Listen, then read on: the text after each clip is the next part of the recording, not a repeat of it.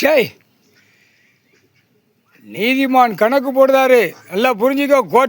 கோர்ட்டார் ஆணுமென்னு புரிஞ்சுக்கோ, வழக்கறிஞர் புரிஞ்சுக்கோ.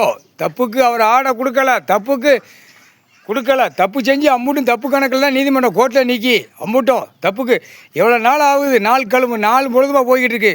லட்சுமி கணக்கு, சரஸ்வதி கணக்கு, டெல்லி தமிழ்நாடு ஊடாளப்பட்ட மாநிலம் எல்லா கணக்கும் போட்டுக்கிட்டு இருக்காரு. அநியாயப்பட்டு நிற்கான் கேட்டுக்கிட்ட பேய. நீதிமன்றம் கோர்ட்டில் என்ன ஏது கேட்காம என்ன உட்கார்றது எவ்வளோ பெரிய தப்புப்பா. தப்பு விளையாண்டுக்கிட்டு இருக்கோம்னு நினச்சோமா? இல்லை விளையாண்டுக்கிட்டு இருக்கோம்னு நினச்சியாப்பா கோர்ட்டில்? இப்போ கோர்ட்டில் சிக்கல் இப்போ பெரிய படைகள் உள்ளே இறங்கிட்டார். கடவுளால் தான் முடியும். பூமி மேலோகத்திலேருந்து கீழோகத்தில் இறங்கிட்டார். பூமியில் குடும்பமே இறங்கி உட்காந்து கணக்கு போடுது. இது ஆதியில் உள்ள கணக்கு. ஆதியில் சத்தியவாக்கு வாங்கிட்டான். மானிட பிறவியை படைச்சார் கடவுள்கிட்டே சத்தியவாக்கு வாங்கிட்டான்.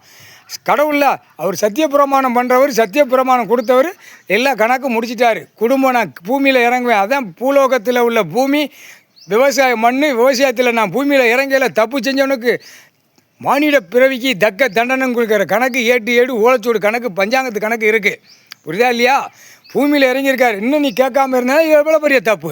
இப்போ எல்லா நீதிமன்றத்துலேயும் இந்த படம் யாருக்குமே தெரியாது, என்ன நடக்குன்னே தெரியாது. ஒன்றுக்கு சிக்கல். ஆனால் ஒன்றுக்கு தப்பாக கணக்கு இருந்தால் நீதிமன்றம் கோர்ட்டில் அனைத்து உள்ளே படி ஏறி வழக்கு ஆடுது. வழக்கு ஓடுற நீதிபதியிலிருந்து வழக்கறிஞர் வரைக்கும் குடும்பம் சிக்கல் வரும்பா, சிக்கல் வரும். இன்றைக்கி அவர் கோபத்தில் உட்காந்துட்டார்.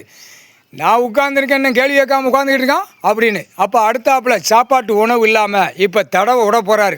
சாப்பாட்டு உணவு இல்லைன்னா நீ தேடுவில்ல கோர்ட்டில். சாப்பாட்டு உணவு இல்லைன்னா இப்போ மூதேவிக்கிட்ட காவு கொடுத்தாச்சுன்னா ஆட்டாமுட்டிக்க நின்று போவோம்.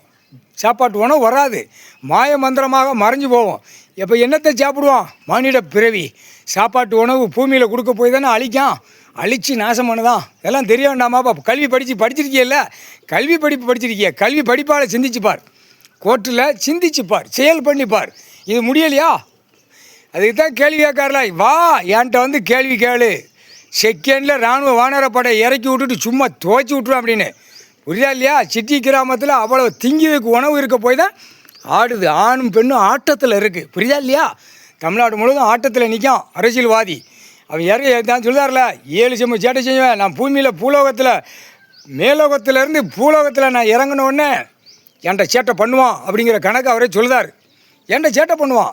பார்வதி சொல்லுதார்ல, சேட்டை பண்ணுவான், சேட்டை பண்ணலை சேட்டை. ஆனால் அந்த சேட்டை அடக்கிறது கடவுளால், இவரால் தான் முடியும், நம்மளால் முடியாதுன்னு அவளே சொல்லிட்டான். பார்வதி சொல்லுதா.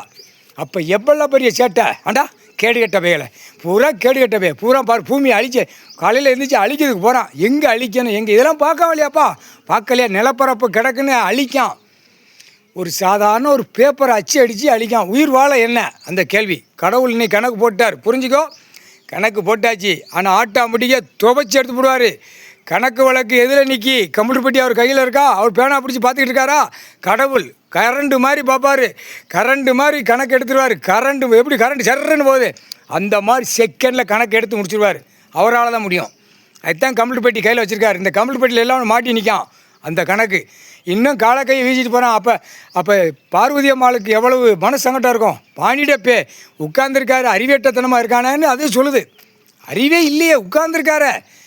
அப்போ கடவுளை அவமதிச்சு தான் நீதிமன்றம் கோர்ட்டு நீ நடத்தியாங்கிற கேள்வி அவள் கேட்கா. பார்வதி கேட்கா.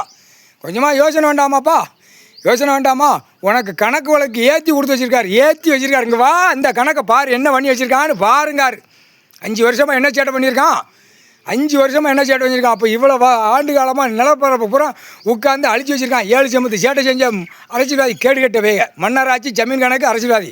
இந்த 3 கணக்கு போட்டாச்சு. கணக்கு போட்டாச்சு. வந்து கணக்குகளை கேட்கப்பாரு. கணக்கு கேட்கலையே திங்க உணவு இல்லாமல் கடைசி எங்கே வரும்? நடு ரோட்டில் ரத்த பூமியாக மாற்றிடுவார். மாநில பேரை சிந்துரா அப்படின்னு. சரியா? ஏற்கனவே கைலாசத்துலேருந்து பின்புறத்துலேருந்து விருதுநகர் மாவட்டம் ராஜபாளையம் தாலுகா அரசியல்வாதி மூளை திரிக்கான். ஏதாவது இப்போ குடும்பத்தோடு தூக்கி காலி பண்ண போகிறாரு மாக்கேன். ஏன்னா சிவன் குடும்பம் பார்வதி குடும்பம் பூமியில் உட்காந்தா கையெடுத்து கும்பிட்டு போ, சரியா? கையெடுத்து கும்பிட்றா. உன் பணம், உன் பேப்பர், உன் லட்சம் கோடி உன் வீட்டுக்குள்ளே உன் பொண்டாட்டி மாறுக புள்ள மாறுகிட்ட தேய்ச்சி மோந்து பார்த்துட்டு நீ அதை நக்கிட்டு போ, சரியா? குடும்பம் பூமியில் கொடுத்துருக்க விவசாயம் உனக்கு படுக்க திங்க. நீ குடும்பம் நக்கிட்டு போகிறது 2 வீலர் 4 வீலர் விமானத்தில் பறக்கிறதுக்கு எல்லாமே ஆண்டவன் பூமியை கொடுத்துருக்காரு. பூமியை வச்சு விற்று எல்லாம் நாசம் பண்ணி வச்சுருக்கா போட்டார். இன்னைக்கு கணக்கு போட்டுட்டார். இன்னைக்கு கணக்கு நீதிமன்ற கோர்ட்டில் பெரிய படையில் உள்ளே வரும். எல்லாமே சுக்கு சூற. அது சாமி படை. நீ மானிட பிறவி இனி நடத்துகிற கணக்கு வேறு. இது சாமி கடவுளுடைய படை, கடவுளுடைய பவரால் தான் பிடிப்பார். பவரால் ஆட்டி எடுத்து போடுவார். முக்கால் சத்தியம்.